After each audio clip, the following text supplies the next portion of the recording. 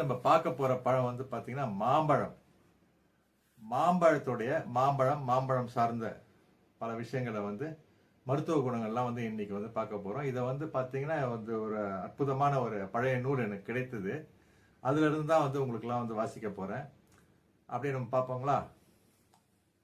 மா, பலா, வாழை, எத்தனையோ பழங்கள் இருந்தாலும் இந்த 3 பழங்களையும் தமிழன் முதன்மைப்படுத்தியதற்கு அவற்றின் இனிமை மட்டுமில்ல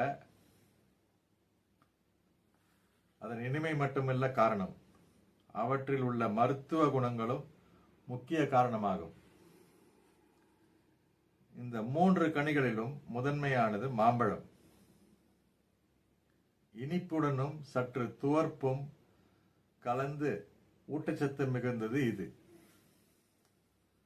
பழங்கால ஆய்வு கட்டுரைகளில் மாம்பழத்தை ஆம்ரிபலா என குறிப்பிட்டிருக்கிறார்கள்.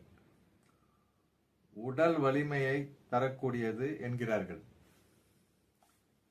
அது எப்படி உடல் வலிமை தரும் என்று நீங்கள் நினைக்கக்கூடும். உணவுப் பொருட்களை செரிக்கவும் மலச்சிக்கலை போக்கவும் ஆற்றல் பெற்ற எதுவும் உடல் வலிமையை தர முடியும் என்பது மருத்துவர்களின் கருத்து. அந்த வகையில் மாம்பழத்திற்கு இந்த 2 குணங்களும் ஏராளமாக இருக்கிறது. பாருங்க மக்களே, மாம்பழத்தை பத்தி அப்படியே வரப்போகுது.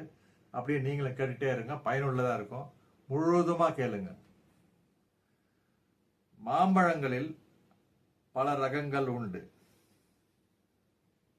ரகங்களுக்கேற்ப தரமும் மாறப்படும்.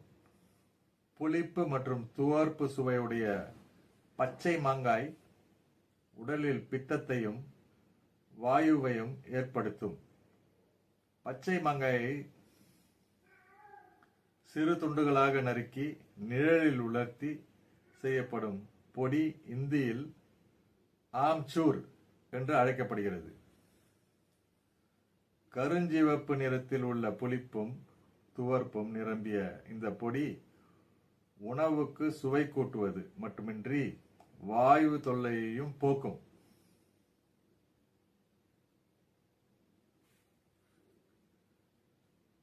கனிந்த மாம்பழம் அதிக சுவையையும் ஊட்டச்சத்தையும் உள்ளடக்கியது.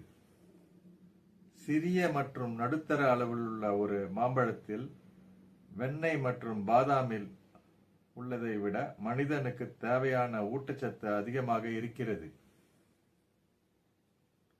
மனித உடலின் நரம்பு, தசை, மூளை, இதயம் மற்றும் பல பாகங்களுக்கு வலுத்தரக்கூடியது.